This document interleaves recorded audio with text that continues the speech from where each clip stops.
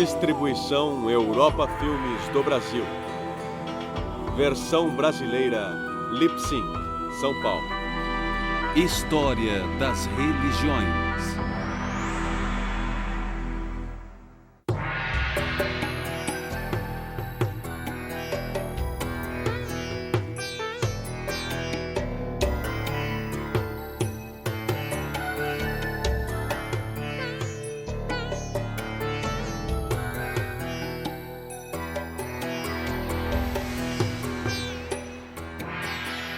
Hinduísmo.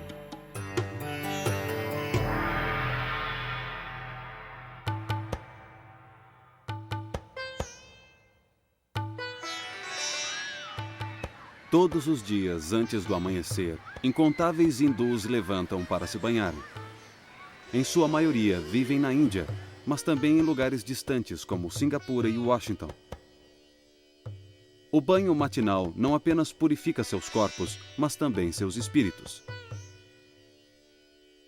Em seguida, vários hindus realizam um ritual conhecido como puja. Trata-se de um ato de adoração durante o qual queimam incensos e fazem oferendas de flores, frutas, leite ou doces para uma estátua ou imagem de um entre as centenas de deuses, deusas ou espíritos hindus.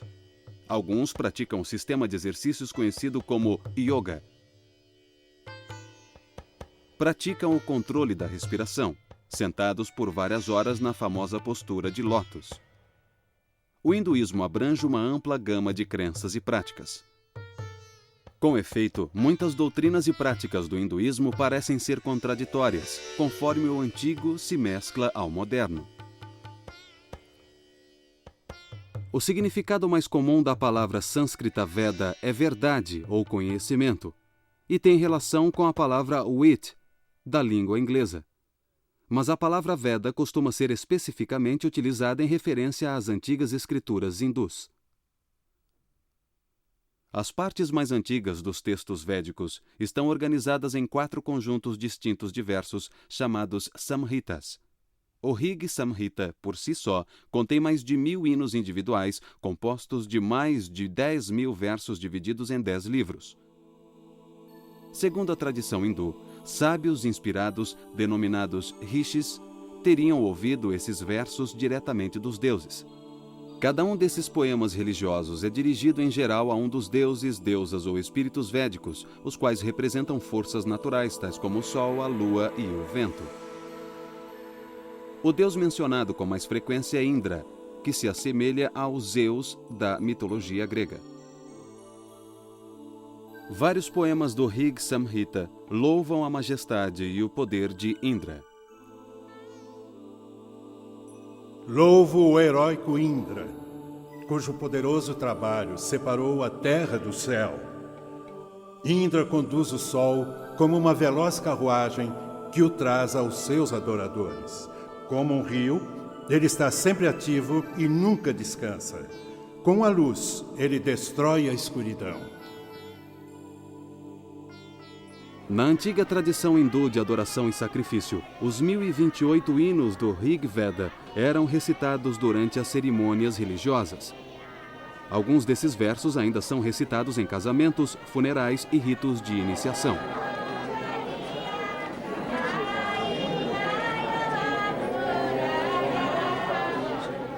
Os simples atos de recitá-los é sagrado, assim como o som produzido.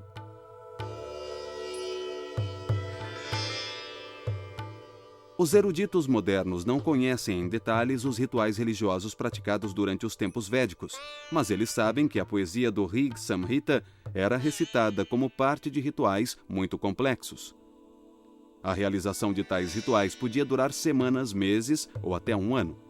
A presença de vários sacerdotes era necessária, pois cada um se especializava em uma das partes da cerimônia. Durante a Era Védica, a atividade devocional mais especializada era o ritual do soma. Soma era um líquido obtido pela maceração de certos vegetais. Enquanto colhiam as plantas, os sacerdotes cantavam hinos relacionados à busca e ao corte da planta do soma.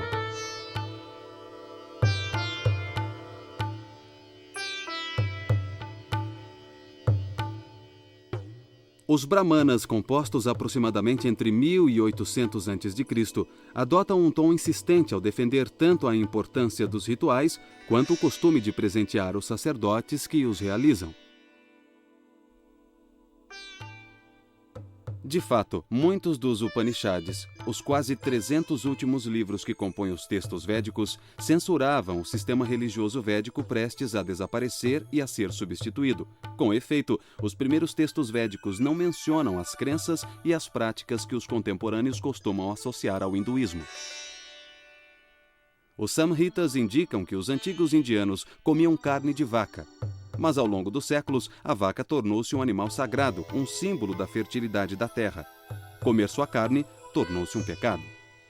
Os primeiros Vedas descrevem uma vida após a morte. Posteriormente, os Upanishads introduziram uma ideia diferente, a reencarnação. Os hindus passaram a acreditar que as almas não iluminadas estão presas a um ciclo contínuo de morte e renascimento. Moksha, a liberdade do doloroso ciclo de morte e renascimento, tornou-se a meta dos que se dedicam à meditação e à autodisciplina. É provável que as crenças e práticas védicas tinham sido ofuscadas por revoltas religiosas contra a dominação dos sacerdotes e seus rituais rebuscados. As tradições religiosas do jainismo e do budismo, iniciadas no século VI a.C., viriam a se tornar os mais famosos desses movimentos de protesto. O budismo e o jainismo foram, em parte, uma reação ao sistema de castas.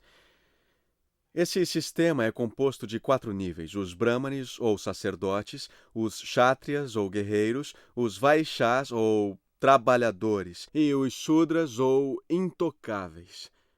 Essas castas eram rígidas e não era possível transitar entre elas.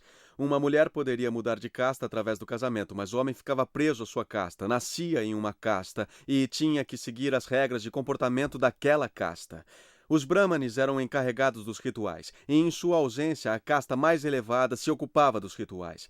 A obsessão por rituais marginalizou grandes setores da população, alienou-os totalmente de qualquer crença espiritual ou religiosa, pois não podiam tomar parte desses rituais. Eles podiam contratar um brahmane para realizar o ritual, mas não participavam do ritual propriamente dito, ficavam alheios a ele. O desenvolvimento do budismo e do jainismo tem aí uma de suas razões, sendo uma reação contra o extremismo de casta e de ritual. As doutrinas filosóficas e éticas dos jainistas e dos budistas mudaram a natureza do hinduísmo. Os rituais védicos foram ficando em segundo plano a partir do século VI a.C. Teve início uma nova era de desenvolvimento do hinduísmo.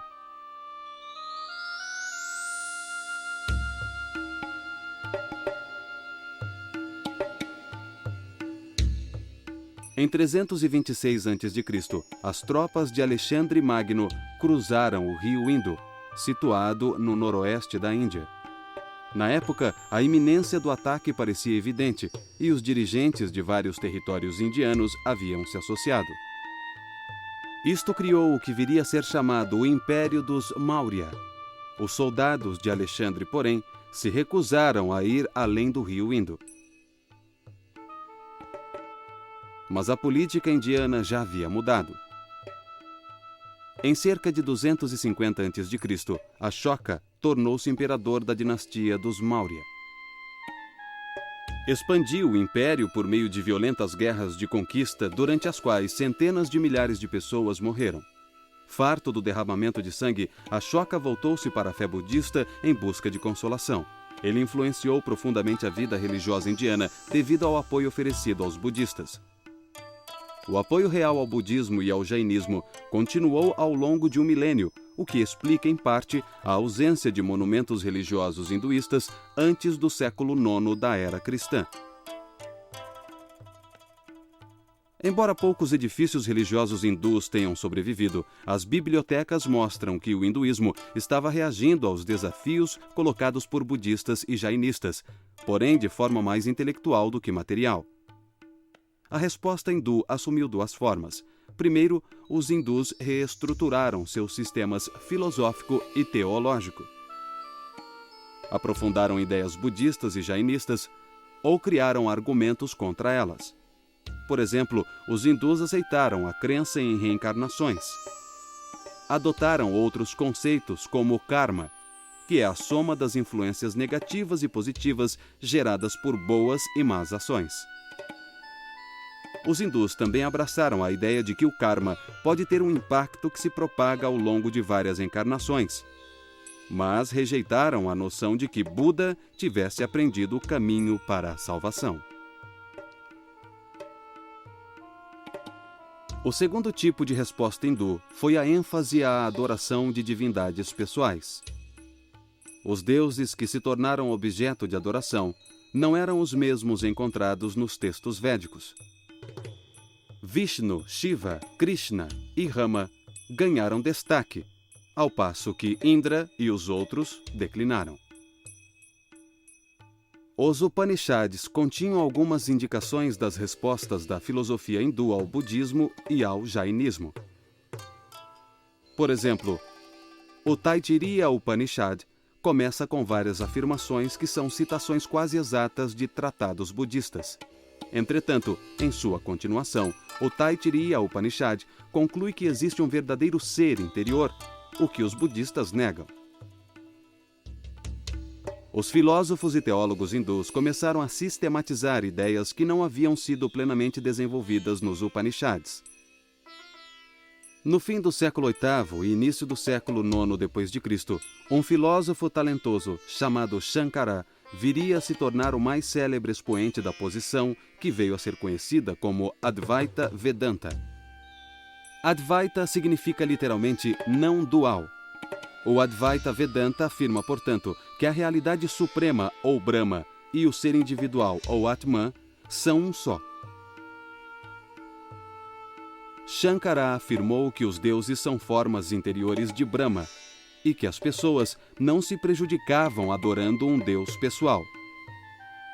O próprio Shankara era adorador de Shiva. Shankara acreditava que, no fim, cada um deveria ultrapassar essa dependência das deidades individuais. Disse que cada um de nós viria a compreender que os diversos deuses são reflexos imperfeitos do que ele chamava de Brahma sem atributos. O Advaita Vedanta de Shankaracharya é uma posição muito forte na Índia. A questão é, por que é uma posição tão forte? Os românticos alemães do século XIX e, particularmente, Schopenhauer, se interessaram muito pelo Advaita Vedanta. Por quê? Porque é não dual. E isso era bem diferente das tradições que os românticos alemães viam penetrar na Europa desde o tempo de Cristo. Então, em vez de olhar para o similar às suas próprias tradições, posições dualistas, eles dirigiram seu olhar para o não dualismo. Embora essa posição seja certamente interessante e atualmente seja adotada por muitos hindus, sendo também aquela que as pessoas costumam assimilar ao hinduísmo, nem todos os hindus acreditam nela. Existem posições duais, posições dualistas, posições Dvaita, nas quais Atman e Brahma são vistos como separados, distintos, como dois.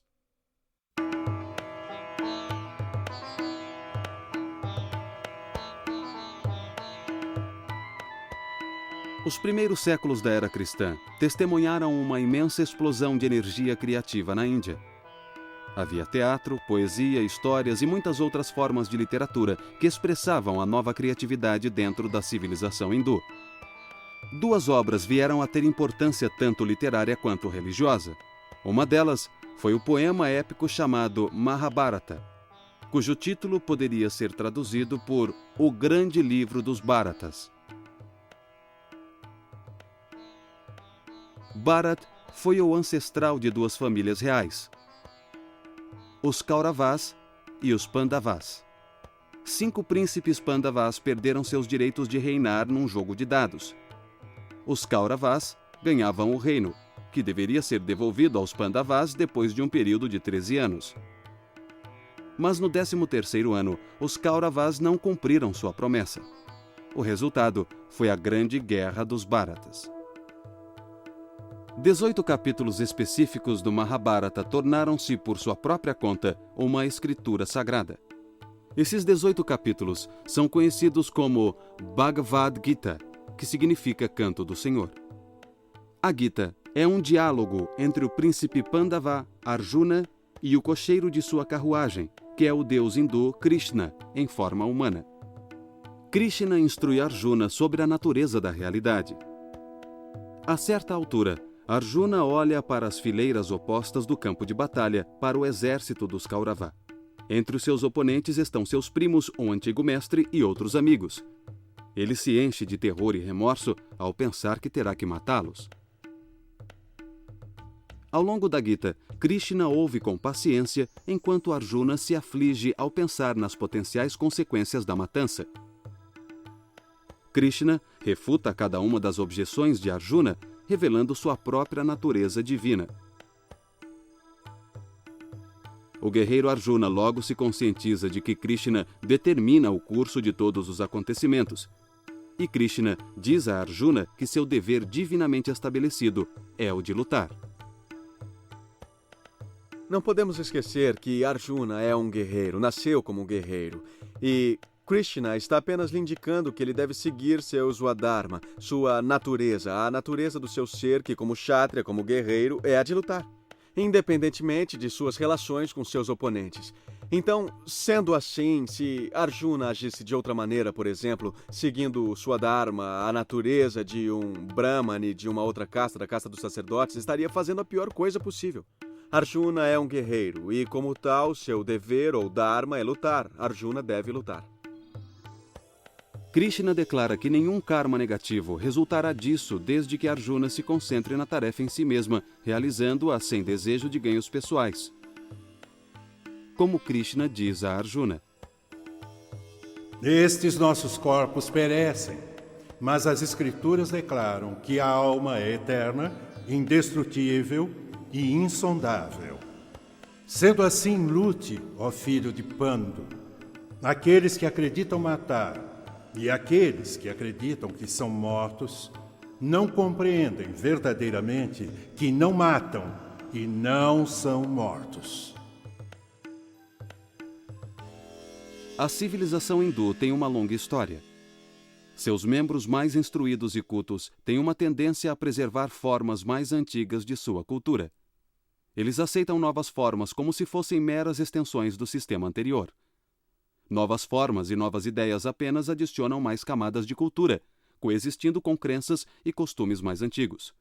Alguns autores confundiram a persistência das formas antigas com imutabilidade e estagnação, mas isso também proporciona um sentido de permanência, assimilando ao mesmo tempo grandes mudanças.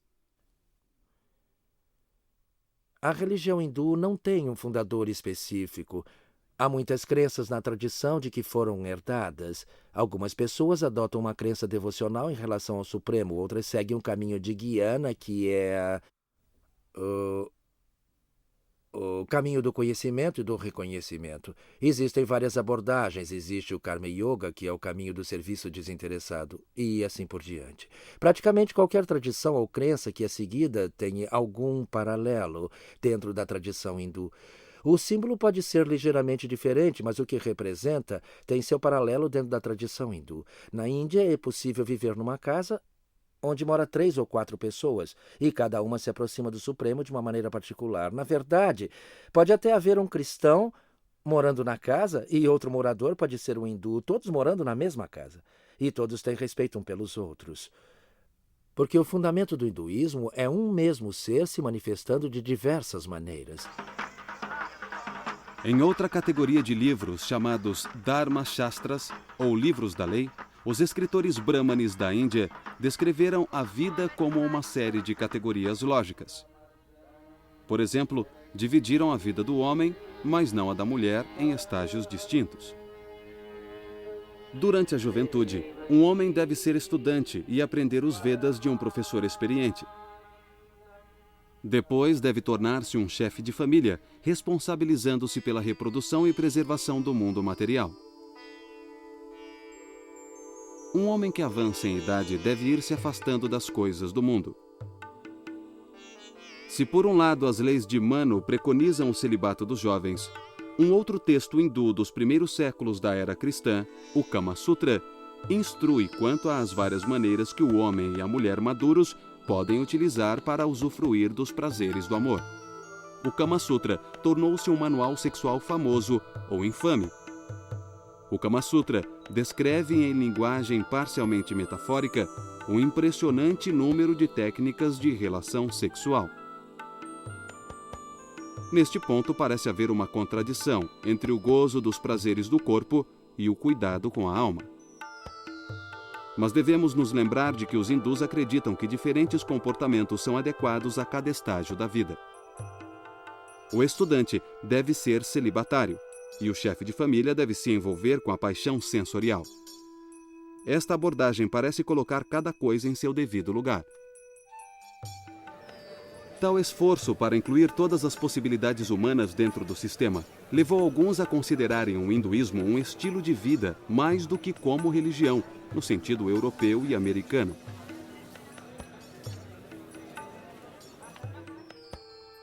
Uma outra dimensão do estilo de vida hindu surgiu no que poderia ser chamado de Baixa Idade Média da Índia. Esta nova dimensão era um sistema bastante desenvolvido de astrologia e continuou a ser parte importante da vida hindu.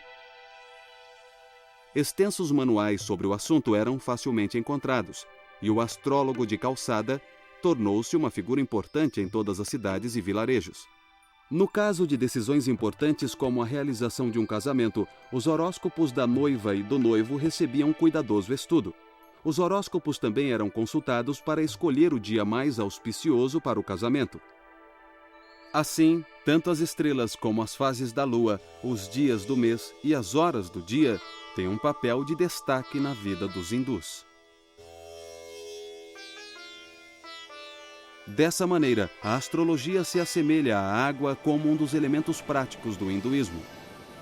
Hindus, judeus, cristãos e muçulmanos utilizam a água tanto física quanto simbolicamente, como substância de purificação. Os cristãos entram em uma nova vida através do batismo. Os muçulmanos têm que se lavar antes de orar para se purificarem.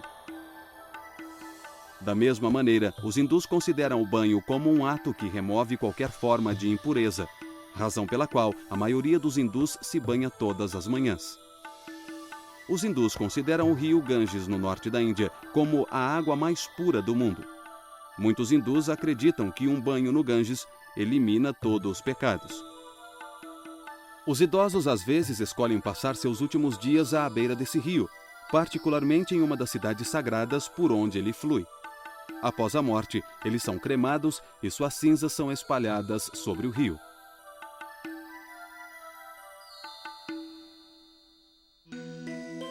Durante os séculos IV e V d.C., o hinduísmo ressurgiu como religião dominante na Índia depois de superar os desafios colocados pelo budismo e jainismo. Os milhares de templos construídos durante esse período eram apenas os símbolos mais óbvios do renascimento hindu. Ellora, localizada na Índia Central, perto da cidade de Aurangabad, apresenta uma série de grutas que foram ampliadas e decoradas por muitas gerações de escultores de pedra. O mais impressionante monumento de Ellora, contudo, é o templo Kailasana, do século VIII, dedicado a Shiva. Por meio da construção de templos, a iconografia, o simbolismo visual da estatuária religiosa, tornou-se muito importante. Em culturas nas quais poucas pessoas eram capazes de ler, os símbolos conhecidos permitiam que os iletrados compreendessem a mensagem transmitida pelas construções religiosas. Os vários deuses e as histórias dos seus feitos adquiriram uma forma padronizada de apresentação. Shiva, por exemplo, é frequentemente retratado como um dançarino. A ideia religiosa é que a dança de Shiva mantém o universo em movimento. Outra representação de Shiva é a do Mahayogi, o meditador cósmico. Essas imagens apresentam Shiva sentado na postura de lótus, com os olhos apenas entreabertos, focalizando a ponta de seu nariz. Como outros ascetas errantes, Shiva está sentado sobre uma pele animal. Seus cabelos estão enrolados no topo da cabeça e disse que é deles que o Ganges flui. A ideia simbolizada aí é a de que a meditação de Shiva cria e sustenta o universo. As imagens dos deuses hindus são instaladas nos templos e são tratadas como se fossem pessoas. As imagens são adoradas por meio de orações e oferendas de alimentos, além de serem banhadas e vestidas regularmente. Judeus, cristãos e muçulmanos consideram a adoração de imagens como idolatria. Mas os hindus sabem que Deus existe espiritualmente e não pode ser reduzido a uma imagem ou estátua.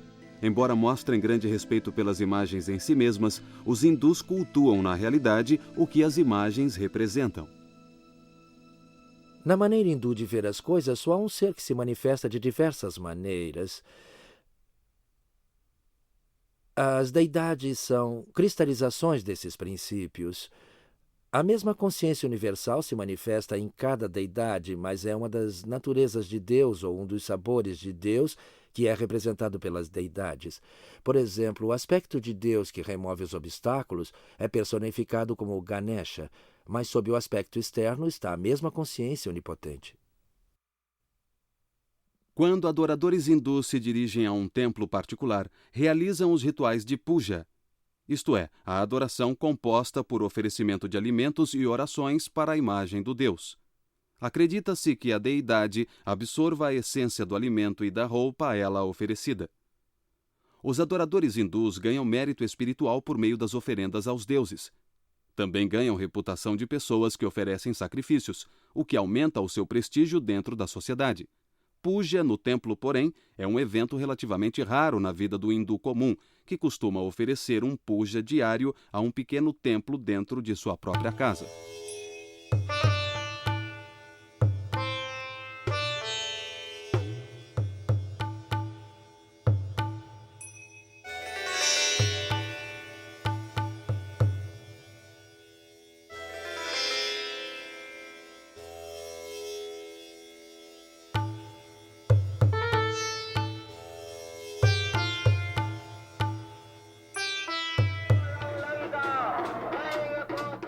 No hinduísmo, não existe um dia específico do Senhor, ou Sabá, como têm os judeus e os cristãos, embora os hindus celebrem frequentemente festivais em homenagem a um deus ou outro. Um dos mais famosos entre esses festivais é o Ram Lila, ou Saga de Rama, que é especialmente popular no norte da Índia. O Ramayana é quase tão popular e influente quanto os Mahabharata e seus capítulos sagrados, a Bhagavad Gita. No Ramayana, o deus Rama assume a forma humana de um príncipe. A história se desenrola em torno do sequestro de Sita, esposa de Rama, pelo demônio chamado Ravana. Rama e seu irmão Lakshmana buscam Sita e seu capturador, e disso decorrem muitas aventuras. Rama faz uma aliança com Hanuman, e finalmente ele e Lakshmana confrontam o demônio na ilha do Sri Lanka. Utilizando o poder divino de Rama e de milhares de macacos do exército de Hanuman, os heróis matam o demônio.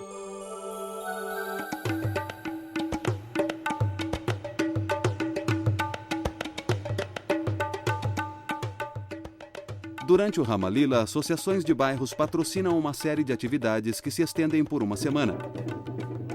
A cada noite, as associações de bairro realizam apresentações para contar a história do Ramayana. As peças dão aos artistas amadores a chance de mostrar seus talentos.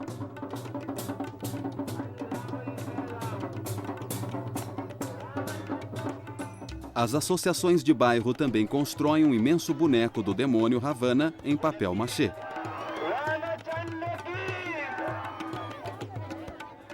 O ponto culminante do festival é o momento em que o demônio é queimado.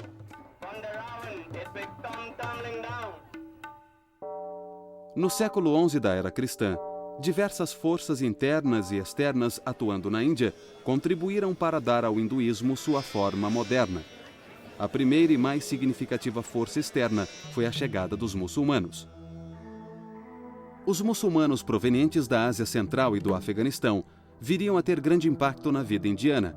O sultão Mahmud, governante de Ghazna nos séculos X e XI, região atualmente chamada de Afeganistão, ordenou as primeiras grandes invasões muçulmanas pelo Estreito de Khyber.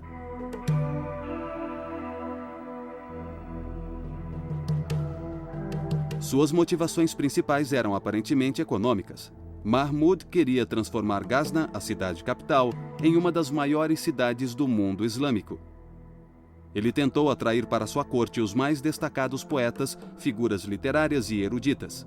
Mas isso exigia mais riquezas do que as geradas pelo reino. Mahmud voltou-se então para os templos de sua vizinha, a Índia. Seu patrimônio era abundante em pedras preciosas. Mahmud cobiçou os objetos de ouro e prata que ele via dedicados à idolatria. Foi uma excelente oportunidade para associar pura ganância a zelo religioso. Os exércitos muçulmanos começaram a entrar na Índia regularmente.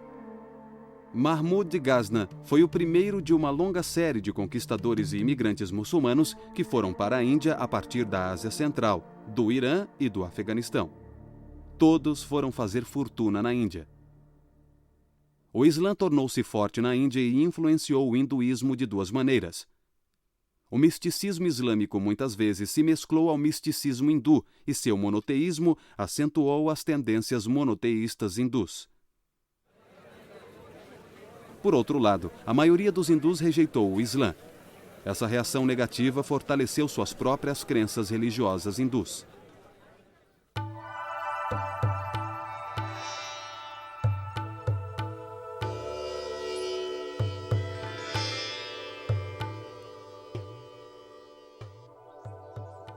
Os movimentos Bhakti renovaram o hinduísmo entre os séculos IX e XVIII da era cristã.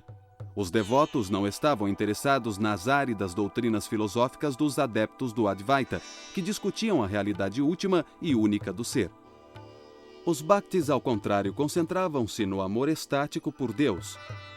Abraçaram plenamente os conceitos de sacrifício, entrega e devoção, implícitos na palavra Bhakti.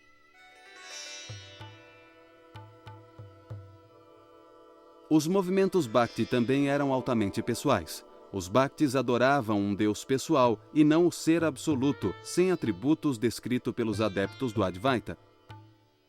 Os crentes imitavam os santos poetas, essenciais para o movimento. As histórias das vidas desses poetas estáticos eram bem conhecidas. Um dos movimentos devocionais que mais se desenvolveu tinha por objeto um ser humano conhecido como Krishna. Acreditava-se que Krishna era uma manifestação do deus Vishnu. Os seguidores de Krishna o reconheciam como divino. Vishnu era apenas mais um de seus nomes. O lugar de Krishna no hinduísmo lembra o de Jesus no cristianismo. Cristo é considerado por seus seguidores como Deus encarnado, enquanto Krishna seria Deus manifesto num corpo. Alguns dos santos poetas eram mulheres, e os movimentos Bhakti costumavam atribuir à mulher um lugar central. Radha, a consorte de Krishna, tornou-se a personagem modelo para seguidores homens e mulheres. A devoção altruísta de Radha e Krishna tornou-se o modelo a ser seguido por todos os devotos de Krishna. Ao longo do século XIX, o hinduísmo gradualmente tomou uma nova consciência de si mesmo. Os hindus começaram a se definir de forma mais precisa, em contraste com outras religiões, tais como o Islã e cristianismo.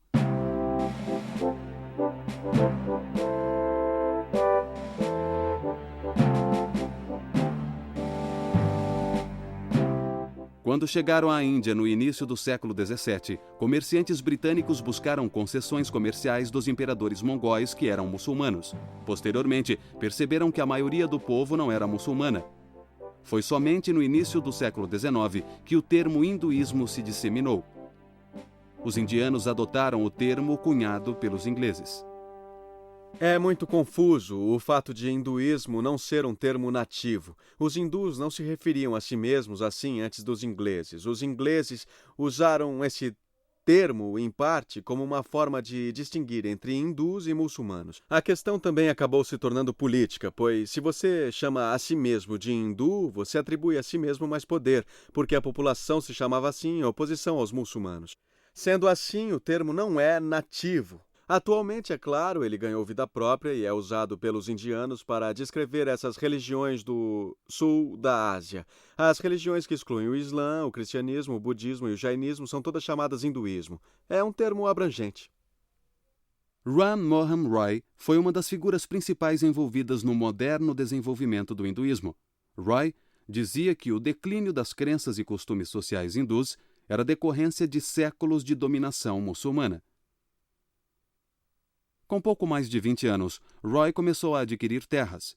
Ele se mudou para Calcutá, a capital da Índia Britânica. Lá começou a emprestar dinheiro aos jovens ingleses que trabalhavam para a Companhia das Índias Orientais. Mais tarde, Roy recebeu um cargo no setor financeiro da companhia e isso lhe deu um acesso ainda maior aos ingleses. Ram Mohan Roy celebrava o governo britânico que, em suas palavras, trazia a benéfica influência de um tratamento benévolo e indulgente. Roy acreditava que o domínio britânico permitiria que os hindus retomassem os puros ensinamentos do seu passado ancestral. Outra tendência teve início no século XIX, a ligação entre hinduísmo e política indiana. Bal Gangadhar Tilak foi um líder que percebeu rapidamente que o recurso à religião poderia mobilizar as massas hindus. Tilak era um implacável oponente do domínio britânico.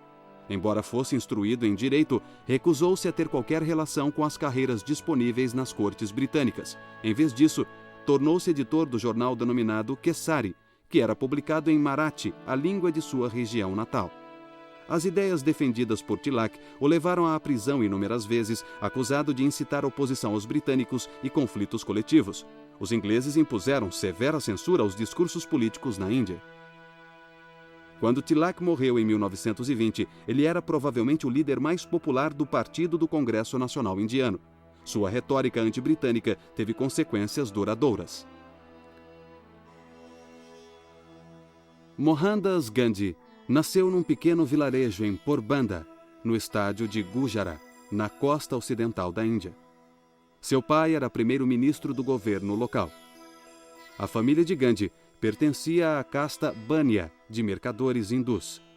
Ao longo dos séculos, eles haviam absorvido profundamente os princípios éticos do jainismo, particularmente os ensinamentos de Ahimsa, ou total não violência. Ahimsa significa a não violência total, ou seja, a não violência em pensamentos, palavras e atos. E essa filosofia de Ahimsa não pode ser realizada plenamente pelos indivíduos ou pessoas comuns. Mas Gandhi tinha a seguinte percepção: é como um estudante na escola. Ele ou ela aspira a receber nota 10, mas nem todos os estudantes que frequentam a escola têm nota 10, mas todos esperam alcançá-la. Da mesma maneira, podemos nunca conseguir ser totalmente não violentos na vida, mas devemos continuamente buscar alcançar esse nível à medida das nossas possibilidades. Durante a Primeira Guerra Mundial, Gandhi deu grande apoio à causa britânica. Ele esperava que a cooperação resultasse depois em concessões políticas por parte do Império Britânico. Ao contrário, os ingleses decretaram leis extremamente repressivas que limitavam os direitos políticos dos indianos. Gandhi tornou-se então um forte oponente ao domínio britânico. Se antes usar elegantes ternos e chapéus confeccionados em Londres, passou a vestir-se com uma simples túnica branca, como as usadas pelos ascetas errantes. Gandhi começou a se dirigir às massas com a linguagem da religião. Ele descrevia sua tática com a expressão satyagraha, uma refinada palavra sânscrita que significa constância na verdade. A verdade significava muito para ele, teve uma importância tremenda para o meu avô em toda a sua vida. Houve uma época em que ele dizia: Deus é verdade. Então, mais tarde, ele percebeu que a verdade é Deus. O que realmente estamos tentando é alcançar essa verdade suprema, e isso é alcançar a Deus, alcançar o pleno estado divino. Ele chamava seu movimento de Satyagraha, que é uma combinação de duas palavras sânscritas. Satya significa verdade e agraha significa busca de. Ele sentia que todos nós, indivíduos, estamos constantemente buscando a verdade e temos que buscá-la sinceramente se buscamos a salvação.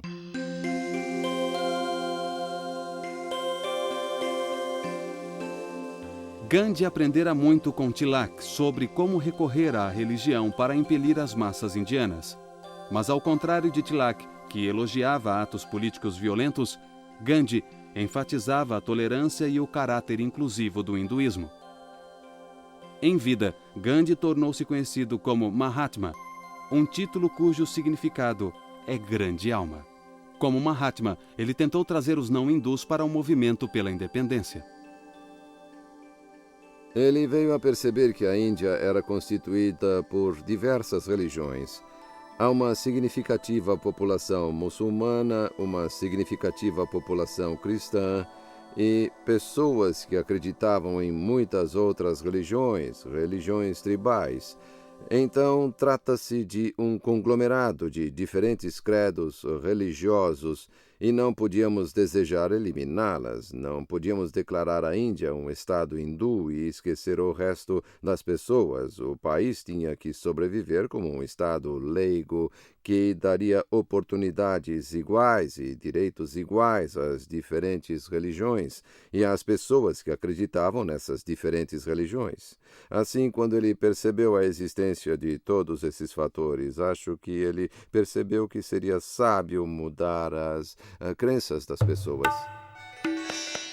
Entre 1919 e 1924, ele forjou uma aliança entre o Congresso Nacional e um grupo de jovens líderes muçulmanos. Essa aliança foi sempre frágil. Gandhi costumava usar símbolos hindus para propósitos políticos. Por exemplo, ele pedia constantemente que os muçulmanos abolissem o ritual de sacrifício de vacas. Os muçulmanos não faziam objeção ao consumo de carne de boi e na festa de comemoração do sacrifício de Abrão, frequentemente realizavam um sacrifício ritual de vacas. Como Tilak, Gandhi adotou a vaca como símbolo da Índia hindu. Em seu espírito, a mãe vaca estava intimamente associada à mãe Índia. Se os muçulmanos consideravam a abordagem de Gandhi hindu demais, muitos outros pensavam que Gandhi era insuficientemente hindu. Não acho que ele era um hindu no sentido tradicional. Não praticava nenhum dos rituais do hinduísmo. Não acreditava nesses rituais. Ele acreditava no respeito a todas as religiões do mundo. E por isso ele as estudava. De fato, uma de suas frases famosas é que um estudo amigável de todas as escrituras é um dever sagrado de todos os indivíduos. Ele realizou esse estudo amigável.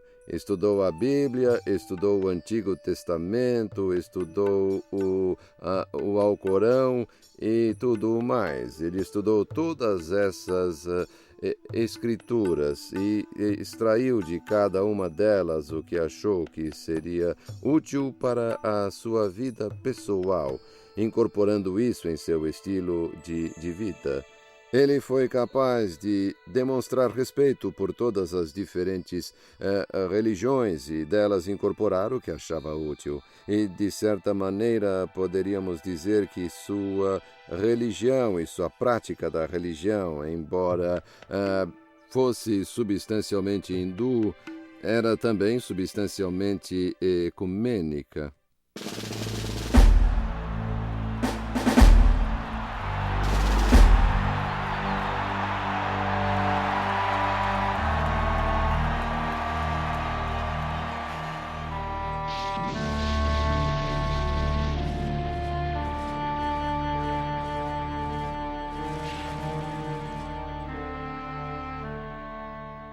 Depois da Segunda Guerra Mundial, a Índia Britânica se dividiu. Um novo país chamado Paquistão era majoritariamente muçulmano e a Índia era majoritariamente hindu. Vários milhões de muçulmanos permaneceram na Índia e Gandhi se empenhou em desfazer a fissura entre muçulmanos e hindus. Muitos começaram a ridicularizá-lo, chamando-o de Mohamed Gandhi. Em 1948, Nathuram Godse aproximou-se de Gandhi quando este se dirigia a uma reunião de orações e nele atirou, matando-o. Como podemos constatar, o debate continua no interior do hinduísmo a respeito da natureza dessa religião. O hinduísmo não é apenas uma crença viva, é também uma crença vívida e uma grande variedade de crenças e práticas coexistem dentro dele. Após quase 40 séculos de existência, o hinduísmo continua em formação. Nenhuma versão exclusiva foi capaz de determinar as doutrinas hindus e seus valores. Talvez o fato mais notável seja a sobrevivência e a adaptação de uma tradição religiosa por um período tão longo. O hinduísmo é uma das mais antigas religiões do mundo. Apesar dos impactos e tensões pelos quais passou, aproximadamente 1 bilhão de indivíduos, de uma forma ou de outra, identificam-se como hindus.